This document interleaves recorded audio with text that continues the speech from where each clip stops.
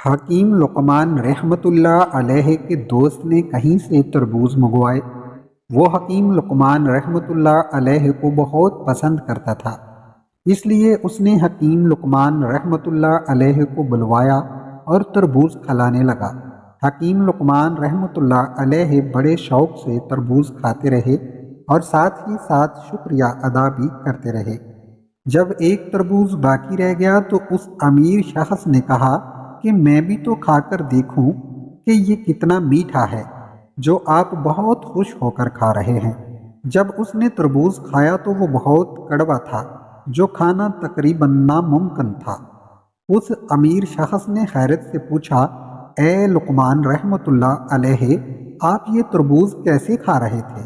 حضرت لقمان رحمۃ اللہ علیہ نے جواب دیا کہ اے دوست، آپ کے ہاتھوں سے سینکڑوں اچھی چیزیں پائی ہیں جن کے شکرانے سے میری کمر جھکی ہوئی ہے۔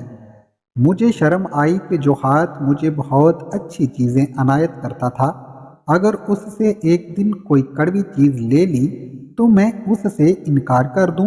اے دوست، اس بات کے لطف نے کہ یہ تربوز آپ کے ہاتھوں سے آیا ہے، اس نے اس کی کڑواہٹ کو ختم کر کے مٹھاس میں بدل دیا۔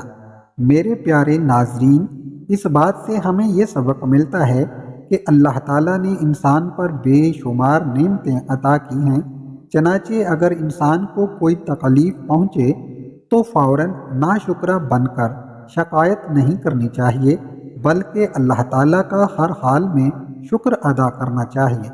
ویڈیو اچھی لگے تو لائک ضرور کر دیں۔ شکریہ۔